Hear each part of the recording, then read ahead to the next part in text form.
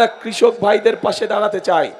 এই দেশে যদি কৃষক ভাইরা ভালো থাকে তাহলেই একমাত্র সম্ভব বাংলাদেশকে ভালো রাখা, বাংলাদেশের মানুষকে ভালো রাখা।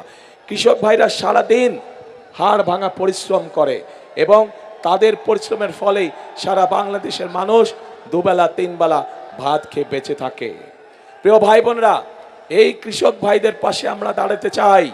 তাদেরকে তাদের প্রয়োজনীয় সার, তাদের প্রয়োজনীয় কীটনাশক, তাদের প্রয়োজনীয় ফসলের বীজ আমরা তাদের হাতে ঘরে ঘরে পৌঁছে দিতে চাই, যাতে করে মধ্যখানে ওদের স্বপ্ন পূরণে পাশে থাকতে পেরে আমরা গর্বিত।